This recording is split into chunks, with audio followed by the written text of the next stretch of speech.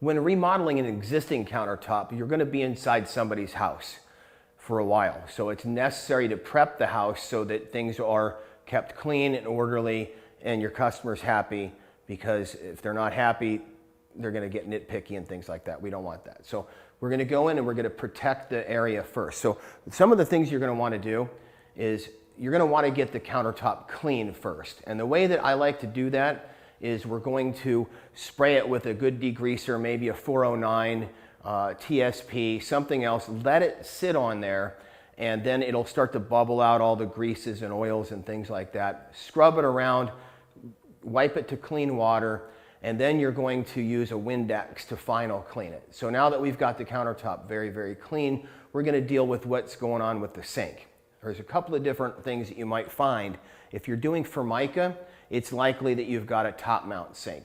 You're going to take that out completely, disconnect all the plumbing, turn it all off. Be careful that you don't break the little valves. They're likely to be very fragile if they're older. Turn those off, take the sink out, clean that up, take it outside, whatever, get rid of it for now. And then we're going to resurface the kitchen and we'll put a sink back in. Most of the time the customer would probably want a new sink. You may run into a sink that's actually tiled in, that's built in with the tile. In that case, you're going to leave that sink in there and you're going to prep it off. Removing the sink would do extensive damage to the countertop, so we're not going to do that.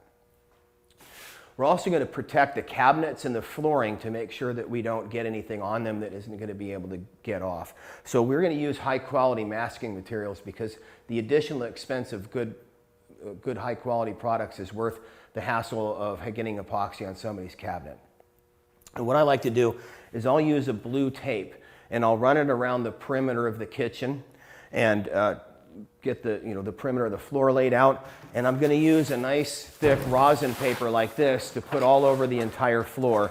And I'm even going to extend this out to my transition areas from the kitchen to outside the house, wherever that is. So if I get any epoxy or any color or any the concrete material on my feet, it's on the paper and not on the tile and not on the carpet, those type of things. So we're going to have that all over the floor.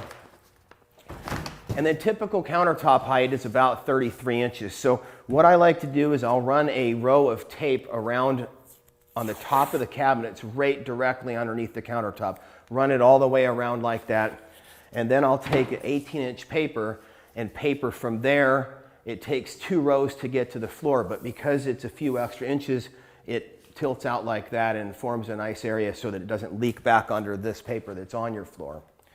As a final prep, what you're going to do is take an inexpensive plastic, just maybe a 1 or 2 mil plastic, and tape it down onto the paper on the entire floor, so that when you get the concrete materials on it, you can, at the end of the day, you can roll that up and throw it in the garbage, and then we've got nice clean paper that we're dealing with, and your homeowner will be happy because they've seen the mess all along. What you don't want to do is paper or use plastic to mask off the cabinets or plastic to mask off the floor only, because what will happen when you go to color it, you're going to get water, liquid from the colorants all over the place, and it won't dry if it's on plastic, whereas it'll absorb into the paper. If it's wet and it doesn't absorb in, surely it'll get on your feet, it'll get tracked around the carpet, it'll get on the dog, and then you'll have an unhappy customer. So just use the plastic only during the portions when you're actually doing the concrete work itself.